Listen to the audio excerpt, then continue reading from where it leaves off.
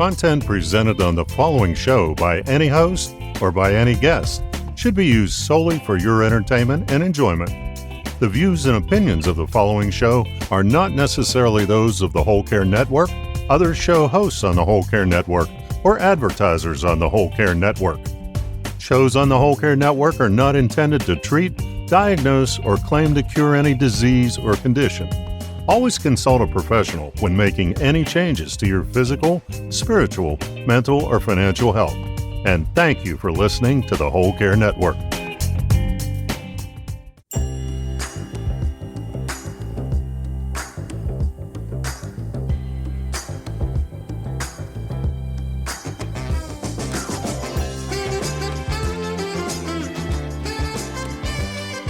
Well, greetings everyone, and welcome to another episode of Healing Ties 2.0, featured on the Whole Care Network. I'm your host, Christopher McClellan. You just might know me as the Bowtie Guy. On Healing Ties 2.0, we visit with people from all over the globe who share their stories because it's through story sharing where diversity meets the road to collaborate on a common cause. And our common cause is supporting caregivers before, during, and after caregiving ends. Caregiving is not just a local issue. It's a universal issue that brings people together from diverse backgrounds and beliefs because the best information and referrals caregivers receive are from other caregivers who have been on their own personal caregiving journey, who understand where you've been and where you are going. And on Healing Ties, we take it a step further and ask, beyond caregiving, how do we care? How do we care for ourselves, our family, our neighbors, and our friends? How do we heal the social, the physical, the financial, the spiritual aspects of our lives? We do this by creating healing ties with each other. On today's episode, I am excited to call into my hometown of St. Louis, Missouri, and speak with Geriatric Care Manager Melanie Maynor. Melanie also is from my second home state of Louisiana. Melanie, welcome. Thank you. We have all the overlap. We have all the overlap. We've got Louisiana, we've got St. Louis, and you're living in Webster Groves. My goodness, I'm giving all this away, but both social workers. Social workers, and we've known each other for years, and we've just met a couple of months ago. I know, it's so great. Yeah, so tell me about your road to St. Louis and Washington University. I grew up in South Louisiana in a small town near Baton Rouge and went to college in Jackson, Mississippi, got an undergrad in psychology, knew I wanted to be in a helping profession. I come from several people in my family being in the medical field. I sadly didn't have the science or the stomach for that. So I decided to move into the social work realm and applied to WashU, got in. My family, I think, still thinks that St. Louis is like New York City. My grandmother used to ask me, "You don't go out at night, do you?" Usually my dad will just park his car and make me drive, which is really funny because Webster is very small and there's no reason to have somebody else drive. It's almost Mayberry. So. Yeah, it is. It really is. So, yeah, I came to WashU to get my master's in social work, and at WashU you can pick a concentration. Mine was gerontology. Knew I wanted to work with an older generation. I had grown up in such a small town that I spent almost every afternoon at my grandmother's house. She lived across the street from the high school. So I always loved their generation and their stories and really had a strong desire to work with them. And it is such a specialized field, gerontology, but I also believe, and I think I know this from our previous conversations, it's almost a calling to work in gerontology. I like to think that it is. I would also say that social workers are frequently called to whatever their area of expertise is. Often what we do is hard, it's intense, and I think that you really have to have a true heart for whatever area of social work you're in. And gerontology is just mine. I love it. I love going to work every day. I started this business about 12 years ago, and I just almost immediately felt like I was just in my perfect spot. It's my favorite job I've ever had. And of course, I like the boss, but there are some benefits to being your own boss. There are. Let our listeners know there's so many components to geriatric care management, but just let our listeners know about the things that you specialize in and your company specializes in, and what really a geriatric care manager does. I do think that a lot of people don't really know what geriatric care managers are. And I would say that you think of us like you would a consultant in any other realm of your life, like an attorney or a financial advisor. We're like that for the healthcare realm. So we'll come in at one of 2 points with people typically. Either they're getting older and they want to make a plan for that, or they have some sort of healthcare need coming up and they'll say, let's make a plan. Let's look at every area and kind of think about it, make sure we have everything in order. Not a lot of people do that. So if they want to pre-plan, we will come in and do an assessment. We'll say, what do you have going on legally, financially? Where do you live? Is it a good fit? Do we need to tweak it a little bit so that it's safer for you to stay there a long term? Who are the players in your care? Do you have 3 children, but they don't live locally? How many doctors do you have? What are your diagnoses? All of that. So we get this overarching roadmap of what's going on in every area of your life. And at Aging Gracefully, what we really want to be distinctive about is to say, this is your story to write as you wish. What is important to you? Right. If you were to write this story, what would you want to put in it? How do you want to use your energy? What's really the most important thing to you as you age? For example, we had a client, and I use this example a lot, but going to Mass every day was extremely important to them. And so we set that out at the beginning. And so we knew when we couldn't get them out of the house anymore that it was time to relocate so that they could go to Mass. And we looked for a place to live that had Mass every day because we knew that was one of our goals. The other area that we come in is really more often is there's a crisis, something happened, Right. a new diagnosis, you came to visit your parents and realized, oh goodness, they're not doing very well. Sometimes you've been caregiving for a while, but you just become overwhelmed and stuck. We're seeing that a lot in COVID where we're not really having access to the resources like we did. Even our children aren't able to come over. And so people are weary. They can't think of any new strategies. And so a lot of times that's what we bring to the table. And having that extra set of eyes, that objective third person, is so beneficial to families that, let's face it, that can be in crisis when some of these decisions are made. I think so. It's just like any other area of life. When you're just really up close to a situation, it's hard to have perspective. And what I like to say is that we're a non-anxious party. It's not my mom or dad. It's not my sibling. And so I can give you a little bit of perspective, or my team can just help you look at the whole picture.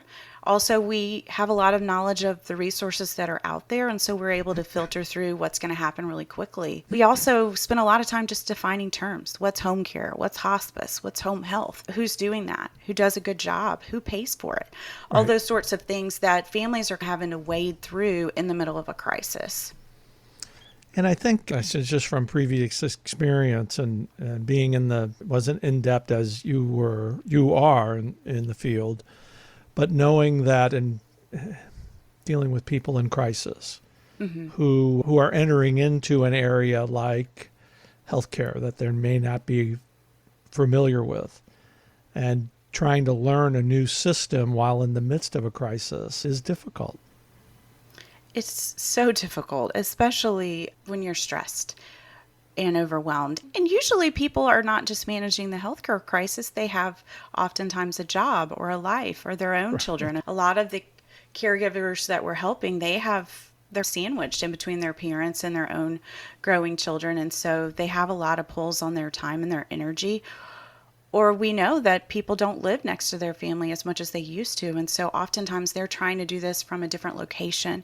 And so we are boots on the ground, their eyes and ears, trying to be an extension of them.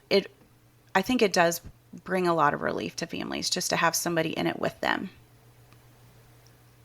I know that's very prevalent here in Florida, where a number of seniors who have come from the northern part of the country trying to escape that little white thing that comes on the ground from time to time, the snow.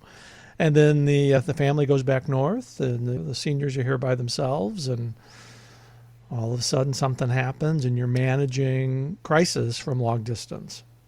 We see a lot of that, and we also help a lot of people move back from Florida. That definitely comes up. That's one good thing that I definitely want to highlight about finding a geriatric care manager is I'm a part of a national organization called the Aging Life Care Association.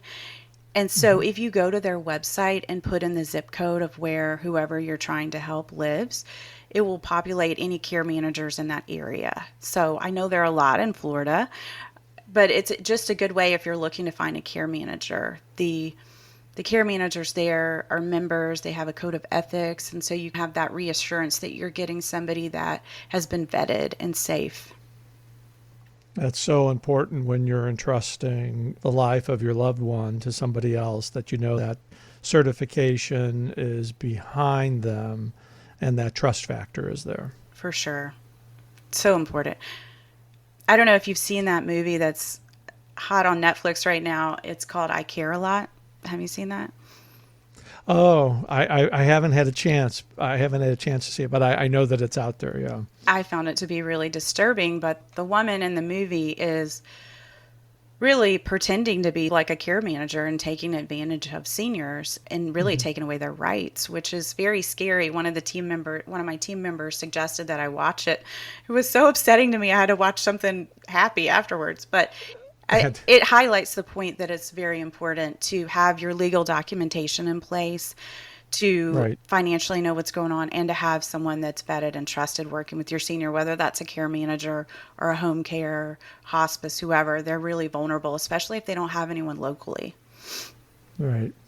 So walk me through the process. If I was calling you today to inquire about your services for my parent, what is the process to hire a geriatric care manager? The way that we do it at Age Gracefully is usually we'll have a phone call and just hear what you have going on.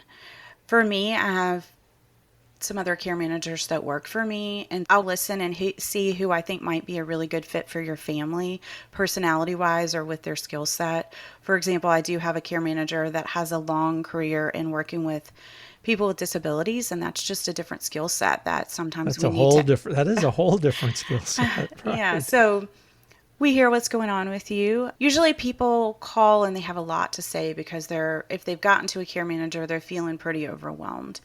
So just listening to them, hearing what's important.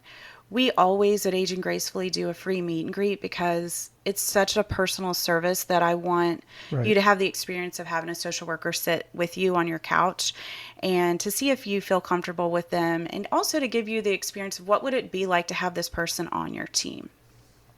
Right. So in that conversation, we'll usually try to determine whether you need an assessment and recommendations, and that's where we're broadly looking at things and then making some suggestions to you. For example, we might say you need to see an elder care attorney, and here are 3 that we know that are trusted. Part of our code of ethics is that we can't just say, here's the person you go to. We have to give you options. And so sometimes we do an assessment recommendations, and then you would run with those and do the work yourself. Other times we jump in and we start really putting out whatever fire is occurring, start solving some problems. The felt needs, we start to address those. And as we calm down the situation, hopefully we start to look at broadly, do we have everything else in place? A lot of times, say, for example, you called me today and your parents lived in Webster and you're in Florida. Sometimes I have to actually execute creating those plans for you and overseeing them. So we take a lot of people to the doctor. We check on them. We help them hire companies that work for them. We oversee all sorts of parts of their lives. Sometimes it's really funny things. I had a client with a squirrel in his house. I'm the only one that lives here, so I was up to make sure that we got that taken care of, and that's pretty funny. So sometimes funny things happen, but we're just handling whatever happens in your life that you need help with if we're the only people here locally. And we do a lot of communicating with all the people on your team, your children, your church, your doctors. A lot of it is just needing a point person that's moving the whole system in the same direction. And that ability to contact certainly helps avoid isolation, which has been one of the big bugaboos, if I could use that word, in the midst of this whole past year with COVID. Isolation has been such an issue for everybody to have to deal with.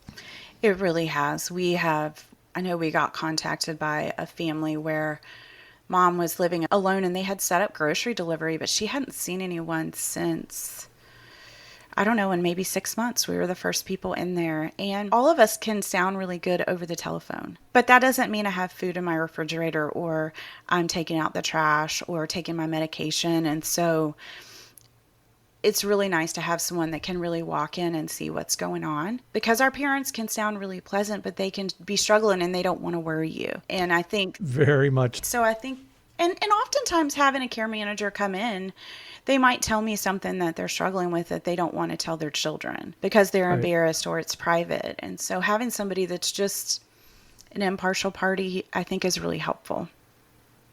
Having that objective third person like yourself that could come in, that where you develop rapport, gain trust, it really is so beneficial to everybody a part of the care team, because you're also interacting with the medical side as well. We are. We do a lot of that. And I think our strategy changes as we age. And I don't believe that all seniors know that. They'll take the doctor for his word and not ask any questions. So part of what we bring to the table is asking questions, and also saying, do you want to do that? Or would you like to pass on that? Because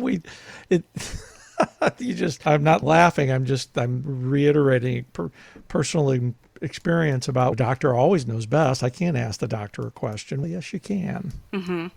Or you can also push back and say, doctor may, for example, want you to continue treatment and you may choose not to. And we're working with a lot of families. Eventually we will get to some end of life decisions. And so part of what we're doing is really educating them on their ability to choose. And that's part of why we're saying at the very beginning of our time with you, this is your story to write as you wish. Right. If you want to die at home, then maybe we're not going to choose that, or we're not going to go to the hospital at this point, whatever. It can also be other things. For example, you may choose at 95 that you don't want a colonoscopy because you're not going to do anything about it if you find something. So just letting people know that they have choices and that they can do what they want to do. And it's so important not only to have choices, but if you have your plan in place, and people's plans change, but if you've got your plan in place and you've got your story written and you have an advocate like you, when that emergency does arise, you've got the template of what to do. And it makes a very difficult situation just a tad bit easier because you know what the person wants. I do think it makes it so much easier, and it's so wise for us to be having those conversations. I hope that, if nothing else, that COVID is making all of us, no matter what our age, have those sorts of conversations so that we know what people want, what's important to them. I hope it's also making us get our legal paperwork in place, things in order, our powers of attorney. I do this work day in and day out, so my kids will joke that I talk about end of life stuff at the dinner table all the time. And I do. I say funny things like, please bury me in jeans, because I don't know if we have to wear what we show up in. Like, I don't want to be wearing a dress for all of eternity. And they think that's really funny. But I know that if something were to happen to me, they would go back and remember those funny conversations, and that would ease the hard time that they're going through. And it would also give them clarity about things that I want or things that are important to me. And so it's so much easier to do that when you're not already in crisis. Exactly. All too often, there's too many of these conversations that are happening about making plans in the back of an ambulance. Right. Because people have not taken the steps to have those conversations, because it can be uncomfortable, but it's better to be proactive than to be reactive, especially in the midst of an emergency. I think also sometimes people will bring us in because it's easier for me to facilitate that conversation than you. And I can push on parents. I recently did an assessment recommendation for a couple, and one of them wanted to use one funeral home and the other one wanted to use a different funeral home. They were very adamant about this, and this became really funny within the family, but the kids didn't know that. So it prompted a big conversation around what they wanted their rituals to be like at the end. And we were able to write that down and clarify it, which is great. And you could tell everybody about your blue jean story. That's right. My parents have been gone 30 some odd years. now. They lived in Brentwood, which for all of our listeners that are not in St. Louis, that's a neighboring community in Webster Groves. And they were of the school, I can't tell my kids any of this. So when it happened, and it does happen, we didn't really know what our mother wanted. Mm-hmm. We were all surprised that these two, I wouldn't say strict Catholics, but that she had decided to be cremated. None of us knew that until after it happened. She had written it down. She and my father, they had discussed it and they had plans, but they never shared it. Mm-hmm. So it came as a surprise to everybody. Maybe not my brother, who was the executor, but that's a whole other story in and of itself. But that's why it's equally as important to have these conversations and have your plans in place, but to discuss them with your family so that everybody knows. And one of the things that I say a lot is that we're really passionate about helping families come together rather than fall apart. And sometimes we have to work really hard at healing with families. They've got to do some sort of repair.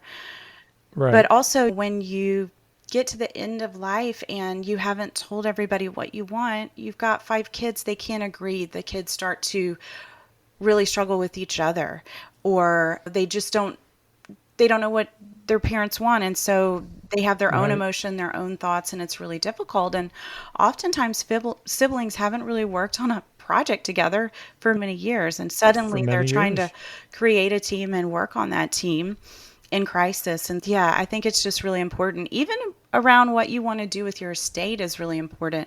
I've seen us get all the way to the end and think we've done a lot of family repair, and all of a sudden they read the will and, oh my gosh, somebody was cut out of it and we didn't know that.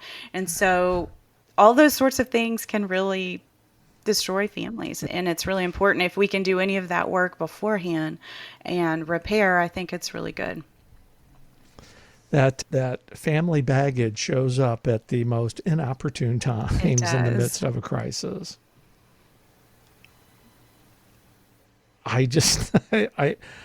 And I'm very grateful for the work that I get to do in talking with caregivers and care partners throughout the country. And this issue just comes up so often where there's just not a plan in place. And I'm so glad to know that there's somebody like you and a group of geriatric care managers that are making a difference in people's lives. Thank you. It's really a wonderful job. It's wonderful I feel like we get to jump into the middle of families. And while most of what we've talked about doesn't sound very fun, we get to spend a lot of time with people and help them and make them feel relief often. So many of our days are really wonderful, and we get to bring a lot of joy to people, which I love. I think in our next podcast, we should talk more about all the fun things that you get to do. That would be great. I would love that. Yeah. So for all of our listeners, you work specifically in the St. Louis area? We do. We're in the St. Louis metro. We are not licensed to go into Illinois. I was going to ask that because I'm familiar with that crossing that river thing over there. I have a good friend that's a care manager over in Illinois, so I send those to her. You can make the referral. But let all of our listeners know how they can find information about you and contact you directly. Sure. Our phone number is 314-827-6654. And our website is aginggracefully-stl.com. You can also follow us on Facebook or find us on LinkedIn. Well, Melanie, with the terrific work that you're doing as a geriatric care manager and bringing solutions to families in and around the St. Louis area, you are certainly someone who's creating healing ties all around us. I can't thank you enough for joining me today. Thank you so much. What a pleasure. I'd like to just mention to all of our listeners, whether you're in the St. Louis area or not, please learn about the great work that geriatric care managers do, because they are there to help you through the good times, through the difficult times, and they will make your caregiving journey just a tad bit easier. Not just a tad, a whole lot easier. So Well, that does it for this episode of Healing Ties. As I'm your host, Christopher McClellan. Me as the bow tie guy. I've created a life to love after caregiving ends through radio, writing, travel, advocacy, and being with awesome people like Melanie Maynor. Healing Ties is a part of the Whole Care Network. Check us out online at thewholecarenetwork.com. And be sure to subscribe to Healing Ties wherever you listen to your favorite podcast. Thanks for listening. We'll see you for another episode of Healing Ties real soon. Bye for now.